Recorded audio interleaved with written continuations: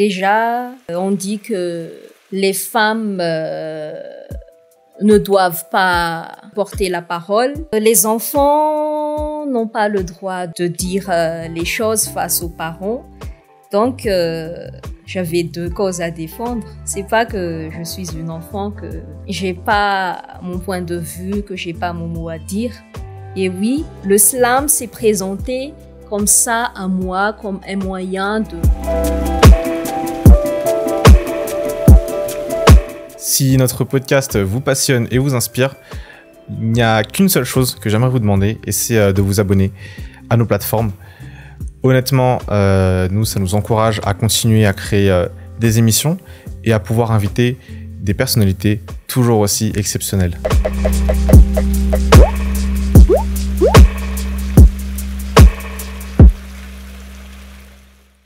Aujourd'hui, on est super content d'accueillir dans le podcast celle qu'on connaît sous le nom de scène Poète Rebelle, ou en français Poète Rebelle.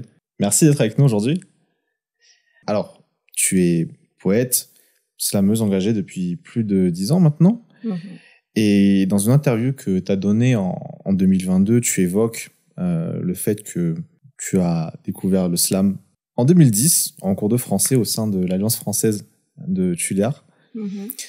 Est-ce que tu peux nous raconter, nous ramener quelques années en arrière du coup et nous dire comment s'est passée un petit peu cette journée-là, où d'une certaine manière tout a basculé. D'accord. D'abord, c'était par le biais d'un affichage dans notre établissement à l'institution Père Barré, et il y avait un appel comme quoi il y a un concours de slam poésie interétablissement, et il fallait se concourir entre les élèves de l'établissement d'abord avant de représenter l'établissement à l'Alliance française de Tuléar. Il y avait 3 catégories, primaire, collège, lycée, et j'étais en classe de 4e en ce temps-là.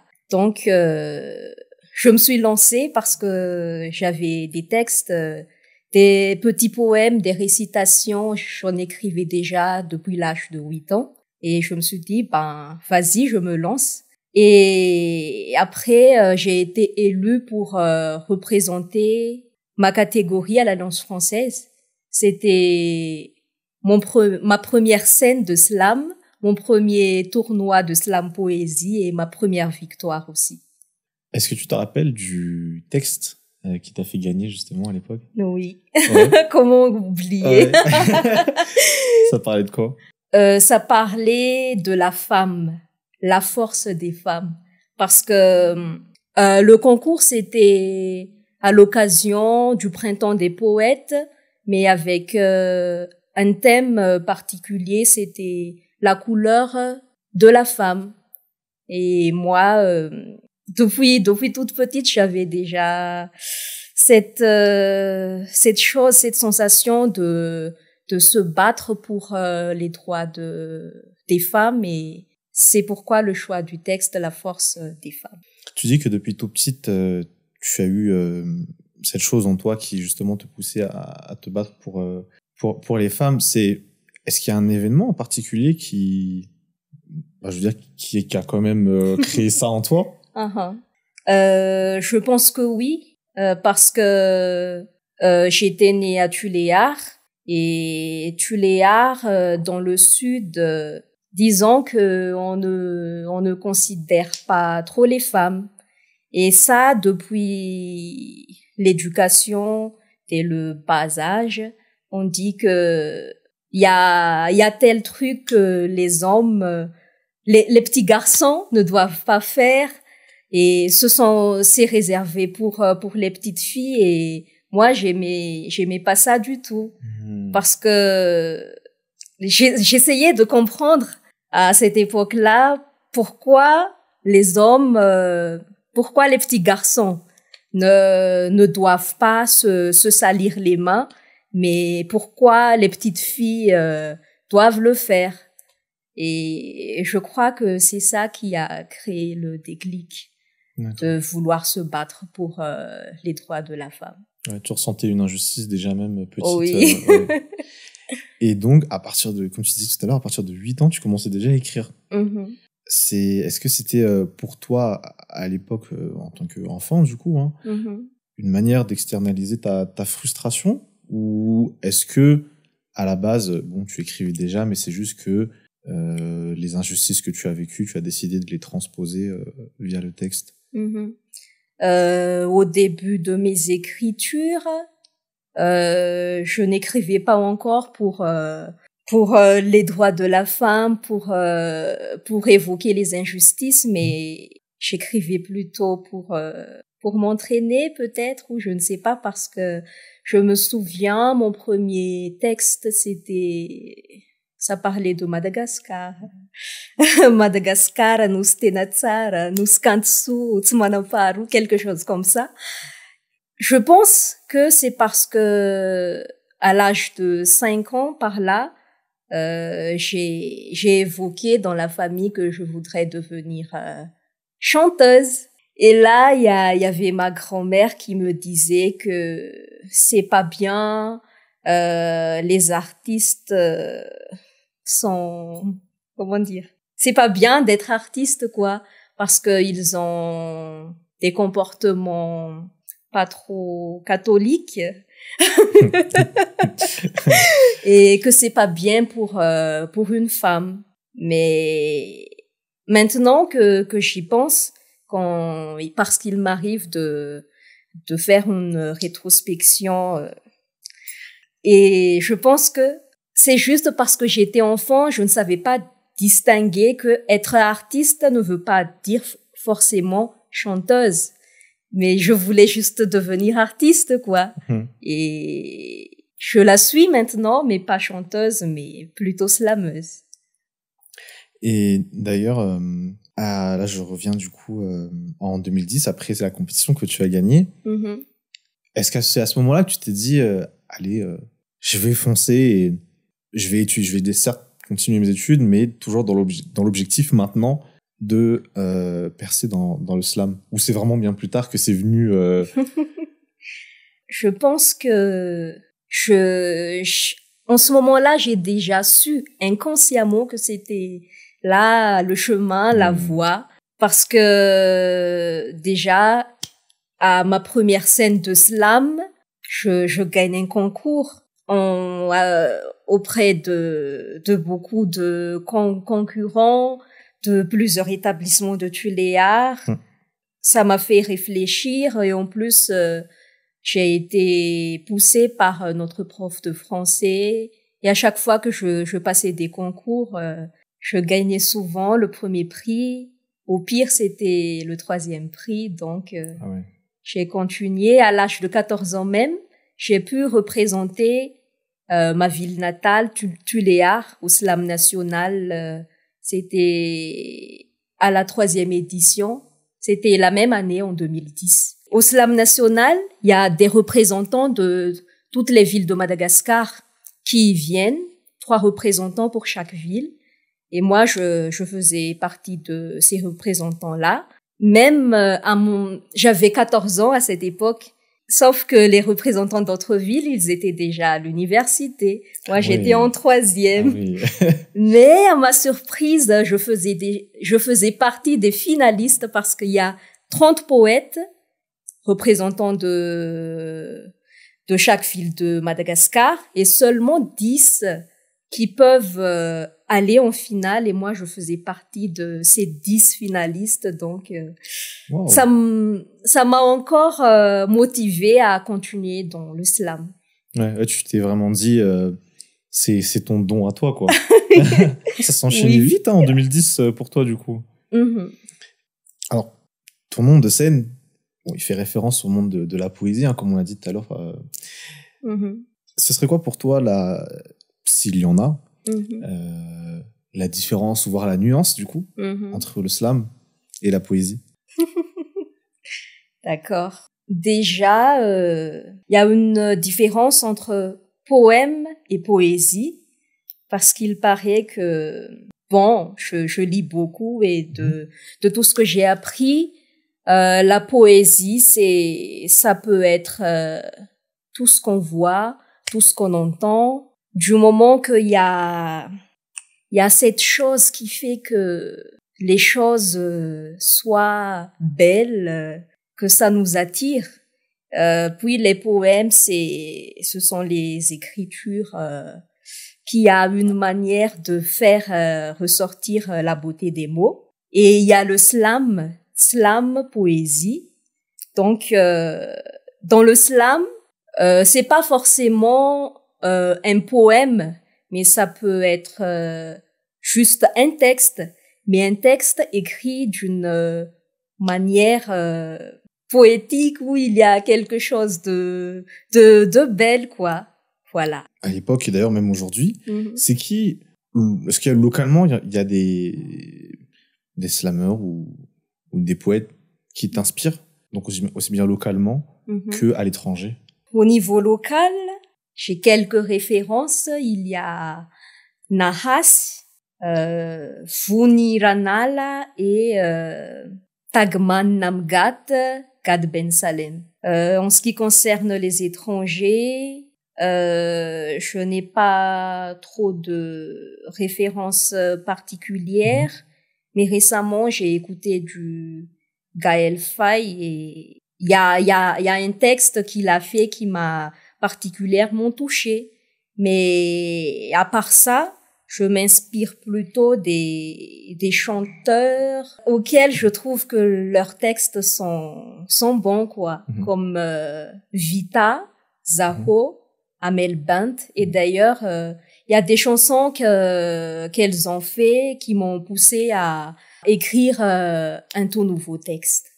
Ah ouais? Oui. Donc, qui n'est pas encore sorti, du coup, le texte? Si. Ah, il est déjà sorti, ok. Bon, il y a des textes qui sont déjà sortis et il y en a que je garde encore. En cours de préparation. Ouais. Ok. Bon, bah, on a hâte d'écouter ça. On est d'accord. Tes textes sont quand même engagés. Comme on disait tout à l'heure, notamment pour l'égalité homme-femme. C'est quoi, selon toi, le texte qui illustre le mieux ce pourquoi tu te bats aujourd'hui? Je pense que c'est Ampé Lazare. C'est pourquoi j'ai dû choisir Ampé Lazare tout à l'heure, parce que Ampé Lazare, c'est la femme au moi qui s'affirme, c'est la femme qui se bat, c'est la femme qui ne se laisse pas piétiner. Voilà. Et c'est après Ampé Lazare que les autres textes viennent. Justement, tu dis qu'aujourd'hui, donc, tu es une femme qui s'affirme, qui n'a pas peur de s'affirmer, qui ne se laisse pas faire. Aujourd'hui, quand tu discutes avec peut-être des membres de ta famille et de ça, est-ce que des fois ça crée pas des frictions un petit peu quand même, j'ai envie de dire Oui, effectivement, il y a des moments où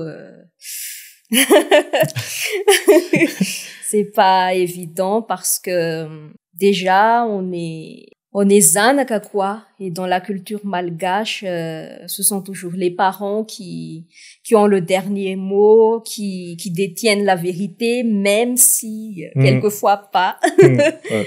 Mais quand j'étais rebelle, pure et dure, moi je disais tout ce qui me venait à la tête comme ça. Mais en grandissant, on apprend la sagesse aussi.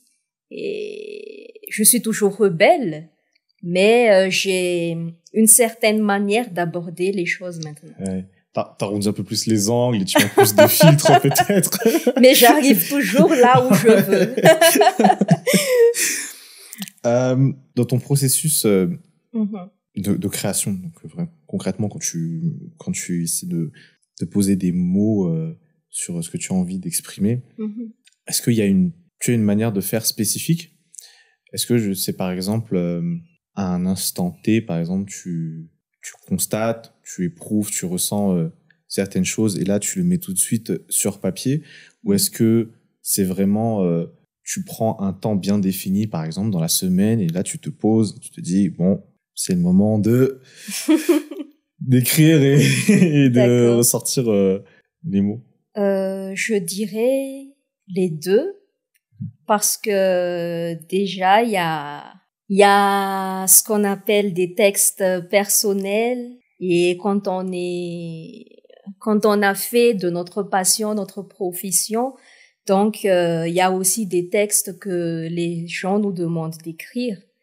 Et quand c'est un contrat, il y a une deadline. Donc là, quand il s'agit d'un contrat, le processus doit aller plus vite, quoi. Ouais. Mais quand c'est un texte personnel, on a tendance à laisser mariner. Ouais. Mais il m'arrive aussi, pour les textes personnels tiens, récemment, je viens de prendre mon bain et il y a quelque chose qui me taraude et il y a mon âme qui dit, il faut que tu couches ça sur le papier, et j'arrive pas à trouver le sommet tant que, tant que j'écris pas le texte. Et voilà. Wow.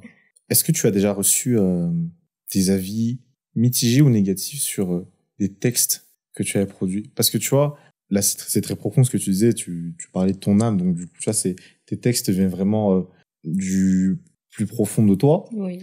Une fois que tu partages ça au grand public et que bon, tu reçois un ou des avis pas forcément positifs, de un, est-ce que c'est déjà arrivé, et de deux, comment est-ce que tu gères ça pour pas que ça te blesse trop, tu vois?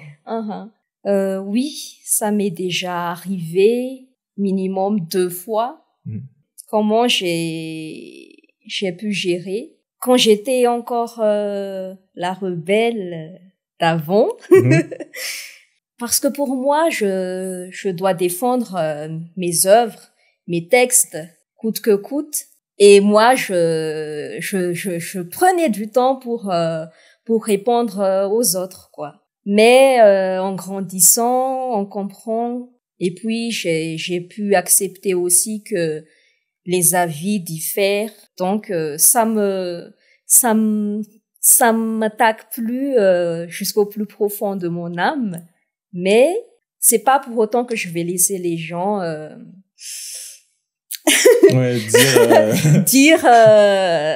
déverser leur rage sur mes œuvres, quoi.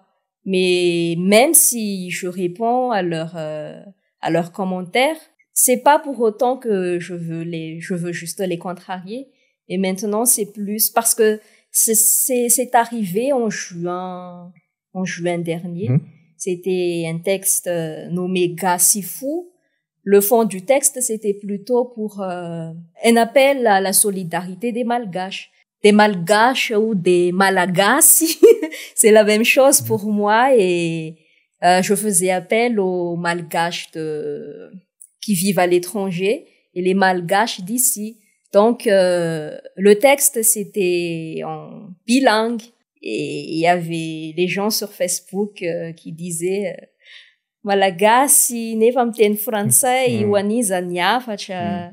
Je trouve que les gens ne prennent pas le temps d'écouter les messages, quoi, mais on est là à attendre quelque chose où l'on puisse déverser notre haine gratuitement comme ça. Et j'ai pris le temps de répondre chaque commentaire, mais c'était plutôt stratégique plutôt que pour me défendre. Parce que on connaît l'algorithme Facebook. Ouais, ça crée quand plus il y a de commentaires, plus ton œuvre passe sur la toile. Donc voilà. D'accord. Ah ouais. Non, c'est vrai que c'est triste quand même de se dire qu'il y a beaucoup de gens. Il y a des gens qui sont dans la. Tu peux partager ton avis, mais il y en a, c'est limite de la méchanceté gratuite, et qui, comme tu dis, ne prennent pas le temps de voir le fond, mais sont sur la forme, et bon, limite te créent des problèmes sur la forme alors qu'il y en a pas, en fait. Mais ouais, c'est vrai que c'est un peu le monde dans lequel on vit aujourd'hui avec les réseaux. Et il y en a ceux qui disaient que on ne comprend pas le message, alors que la partie malgache est traduite en la partie française n'est juste que la traduction de la partie en malgache. Donc pour moi les gens font exprès d'être sourds quoi par rapport au message. Voilà. Ouais. Aujourd'hui, tu l'as dit tout à l'heure, tu as décidé de vivre de ta passion. C'est comment justement vivre de sa passion? Là je parle surtout du côté comment est-ce que se passent tes journées ou tes semaines justement pour pouvoir trouver des contrats qui te permettent bien sûr de vivre de ta passion. Ça se passe comment? C'est beaucoup de tu vas démarcher ou c'est plus aujourd'hui tu t'es fait un nom dans ce domaine-là, donc c'est plutôt les gens qui viennent vers toi? Oui, je vis de ma passion parce que ma première passion c'est l'écriture. J'ai commencé par l'écriture avant de devenir slameuse. Donc en longueur de temps, j'écris soit pour notre agence de communication et de marketing digital parce que on gère aussi des réseaux sociaux et c'est moi qui suis derrière les rédactions. Souvent je suis sollicitée pour faire des textes sur mesure pour les événements institutionnels. J'en ai déjà fait pour ne citer que quelques-uns, GIZ, UNICEF, UNFPA. Voilà. Ok, ah ouais, de toute façon. Et puis j'ai aussi un contrat pour une programmation culturelle que j'anime une fois par mois. Donc l'écriture, il y a le slam poésie et il y a la programmation culturelle. D'accord. Et les textes que tu fais, par exemple, notamment pour les organisations internationales que tu as citées, ce sont généralement des textes qui ont quelle teneur? Je veux dire, est-ce que c'est généralement des textes toujours engagés ou est-ce que c'est vraiment par exemple, dans le cadre d'organisation d'une cérémonie, on est sur quelque chose de quand même un peu plus peut-être protocolaire, je sais pas si c'est exactement le terme, mais je pense que tu vois ce que je veux dire. Je comprends. Déjà, les clients, ils savent ce qu'ils veulent. Et s'ils font appel à moi, c'est parce que il y a une raison et c'est parce que je suis poète rebelle. Et je sais aussi ce qu'il y a à faire et à ne pas faire dans les cérémonies institutionnelles. Pas de gros mots, bien sûr. Pas trop de mots crus, mais c'est pas pour autant non plus qu'on va redorer les choses. Donc, les clients, ils savent bien pourquoi ils m'appellent. Voilà. Ouais, c'est vraiment, en fait, t'as vraiment ton nom de scène, c'est vraiment en pure adéquation, en fait, avec la personne que tu es, quoi. En fait, t'es même plus là t'as même pas besoin forcément de créer, j'ai envie de dire, la marque Poète Rebelle, parce que tu l'es déjà, enfin, tu es ce que le nom dit, tu vois. Ouais, c'est excellent, ça, c'est excellent. Alors, tu écris tes textes dans le dialecte Vez, généralement. Et dans de nombreuses interviews que tu as données, tu reviens souvent sur cet aspect d'heure et sur l'importance pour toi d'écrire en malgache et encore plus dans ton dialecte natal. Est-ce qu'il y a une raison particulière qui te pousse justement à vouloir souvent mettre ça en avant? Oui, parce que j'aimerais un jour qu'on se souvienne d'une poétesse qui vient du sud, qui a pu porter haut sa ville, la région sud-ouest de Madagascar. Parce que si nous avons remarqué à l'école, quand on apprend les panneaux Hachamalagas, je pense qu'on parle la plupart du temps des écrivains de la haute terre. Donc, plus tard, j'aimerais aussi qu'on parle des écrivains, des côtes, des provinces, quoi. Voilà. Ça te frustre un petit peu? Je ne sais pas trop parce que j'ai pas encore pris le temps de réfléchir sur ça auparavant. Mais je pense que pour moi, il y a déjà assez d'écrivains qui écrivent en malagasy officiel. Donc, quand on parle de culture de Madagascar, il n'y a pas que les hautes terres, quoi. Donc, il faudra mettre en valeur chaque province, et je fais appel aux collègues, aux amis, aux écrivains, aux poètes des autres provinces pour comment dire, équilibrer les choses. Il y a en 2022, tu t'as donné un interview à No Comment. Et dans cette interview-là, je vais notamment citer. Alors, tu évoques d'abord le fait que tu as grandi dans un environnement dans lequel, donc, parce que tu es une femme, on te considérait d'une certaine manière, et je cite entre guillemets, bonne aux tâches ménagères. Et tu parles également du fait que tu as subi des violences physiques. Est-ce que tu penses que le fait d'écrire, d'une certaine manière, au final, ça t'a quand même aidé à sortir de cet environnement qui était difficile, du coup? Je reformule. Reformule, oui, bien sûr. Ce que tu veux dire par là, c'est que j'ai envie de sortir du... Oui, en fait, c'est plus par rapport, tu vois, au fait que, donc, du coup, de par ce que tu as vécu, est-ce que, au final, donc, écrire, et d'ailleurs, je vais même aller jusqu'à dire, donc, faire du slam, pour toi, ça a été, j'ai envie de dire, une porte de sortie de cet environnement qui, bon, disons-le, voilà, n'était pas très sain, quoi. Qui est contraignant. Voilà. Voilà. Oui. Parce que dans le Sud, déjà, on dit que les femmes ne doivent pas porter la parole. Les enfants n'ont pas le droit de dire les choses face aux parents. Donc, j'avais deux causes à défendre. C'est pas que je suis une enfant, que j'ai pas mon point de vue, que j'ai pas mon mot à dire. Et oui, le slam s'est présenté comme ça à moi, comme un moyen de faire entendre ma voix, et c'est pour cela que je n'ai pas hésité de suivre ce chemin.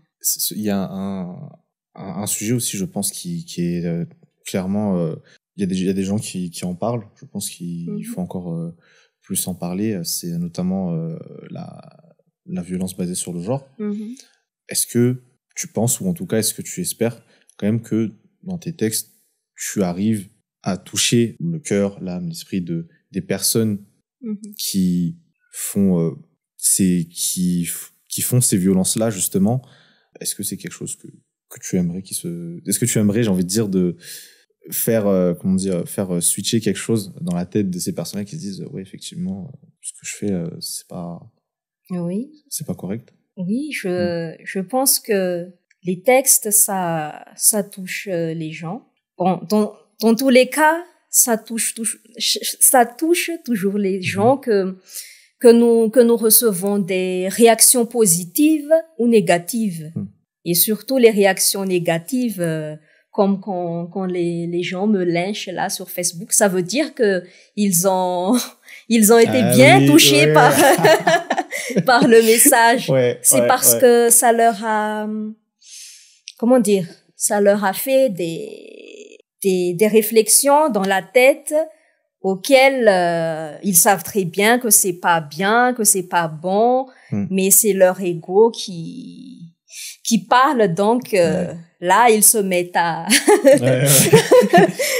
à faire des commentaires négatifs. Donc en tout cas, à ma perception, chaque texte, chaque mot touche les gens. Avant de passer sur ton dernier album, je veux juste revenir un petit peu sur le côté être artiste, entrepreneur. Toi, aujourd'hui, de ce que tu as pu voir, avec l'expérience que tu as pu accumuler, qu'est-ce qui manque? Qu'est-ce qui devrait être fait à Madagascar pour encourager et pour aider les artistes à se développer dans leur art? Je pense qu'il faut plus de soutien, que ce soit de la part du ministère de la communication ou de la culture, que ce soit je vais dire des aînés, parce que là, dans mon parcours, c'est en cheminant que j'apprends des choses et je fais des erreurs, et c'est par ces erreurs-là que je vois qu'il faut pas faire ceci, il faut prendre ce chemin-là. Mais j'aimerais plus tard que pour la génération future, j'aimerais que la génération là, ait des personnes qui seront là pour les guider, quoi. Parce que dans mon parcours, c'est ce que je me suis rendu compte, que j'avais besoin de mentors. Mais vu que j'en ai pas rencontré, j'ai pas eu la chance d'en avoir. J'ai dû faire les choses à ma manière, comme bon me semble, et c'est dans ce confrontant au mur que là on se rend compte que voici les choses à faire et voici ce qu'il ne faut pas faire. Oui, d'ailleurs, même, j'imagine la première fois, par exemple, qu'on t'a demandé, écoute, tu peux me sortir un proforma pour telle chose? T'as fait comment? Ben, on fait des recherches, voilà, quoi. Ouais.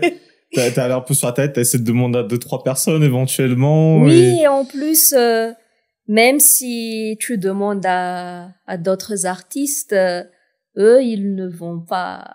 Peu sont ceux qui sont prêts à vraiment t'aider. Mais c'est pas tout le monde qui te tend la main, quoi. Pourquoi tu penses? Parce que je pense que il y a une certaine rivalité peut-être, et que eux, ils ne veulent pas ils craignent que toi tu les dépasses, quoi. Donc il faut garder les connaissances pour soi. Mais je n'adhère pas à ce point de vue. Du coup, toi, j'imagine que c'est avec grand plaisir que tu accompagnerais des artistes slameurs à en devenir dans leur parcours. Oui. Ouais. En tout cas, je peux partager ce que moi j'ai acquis, mais ce que moi je vais encore apprendre plus tard dans le futur.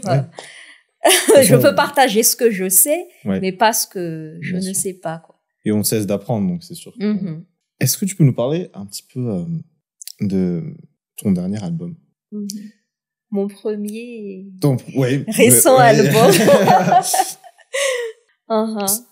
Tu peux nous parler un peu peut-être des inspirations qui se cachent derrière? C'est quoi l'histoire derrière L'histoire derrière, l'idée... Au fait, j'ai un ami d'enfance.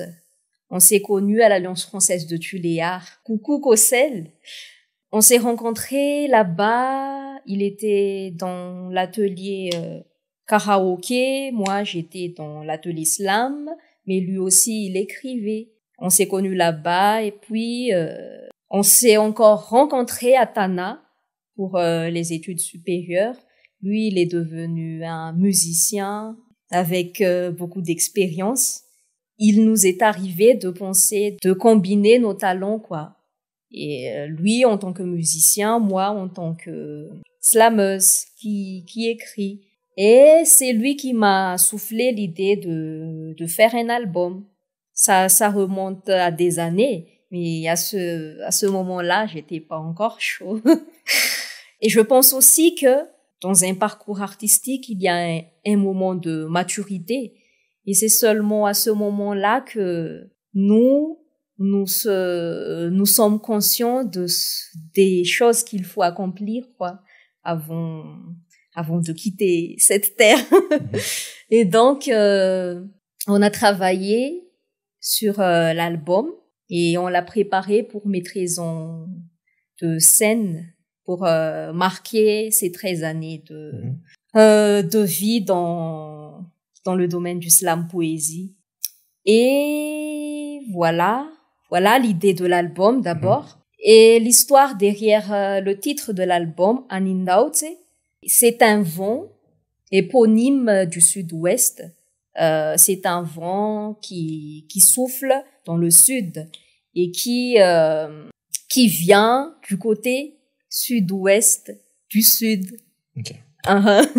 Et j'ai choisi ce titre pour marquer d'où je viens, du sud-ouest, en hommage de ma ville natale, mais aussi ce vent a un caractère particulier qui m'a un peu amusée parce que c'est un vent très très doux et ça plonge les maquis dans un sommeil profond.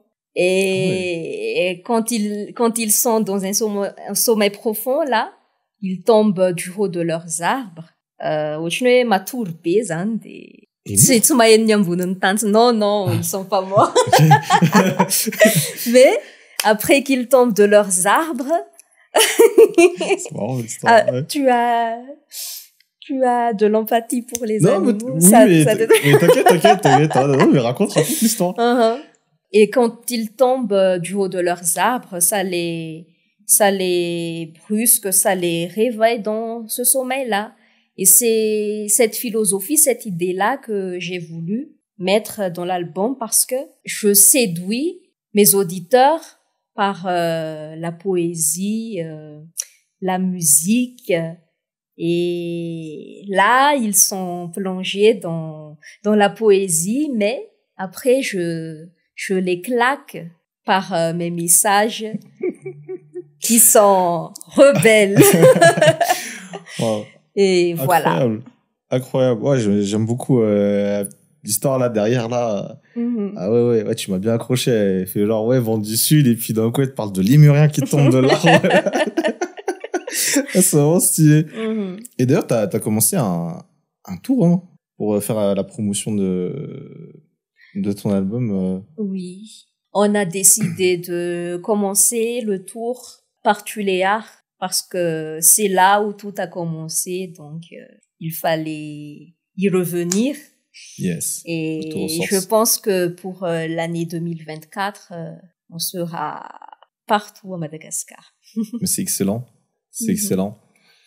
Alors, on arrive déjà sur la fin de notre discussion. Mais il y a une question que j'aimerais te poser, et parce que c'est pas ce que je pensais poser à la base, mais t'as parlé de quelque chose tout à l'heure, justement, qui était de jusqu'à ce qu'on quitte cette terre. Donc moi, j'aimerais te demander aujourd'hui, qu'est-ce que tu aimerais accomplir avant de quitter cette terre?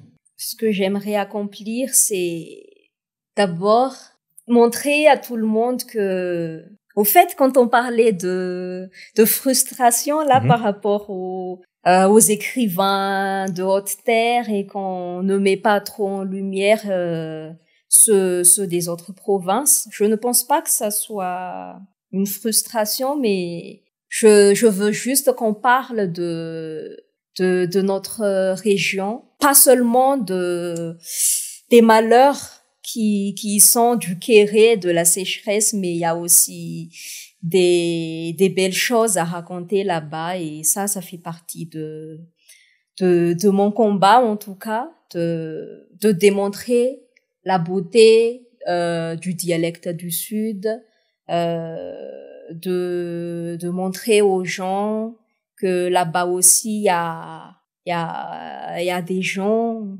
qui en vaut la peine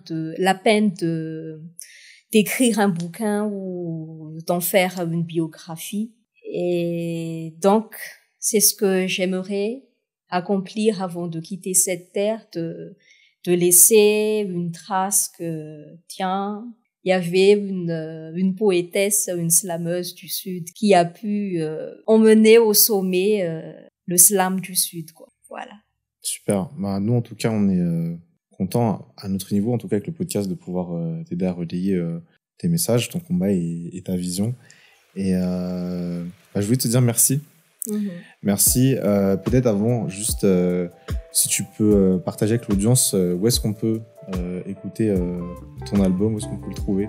Pour le moment, l'album est seulement en format clé USB à se procurer près de l'artiste en écrivant sur ma page Poet-Belge. Donc, si vous êtes intéressé à savoir le contenu de l'album, donc n'hésitez pas à m'écrire.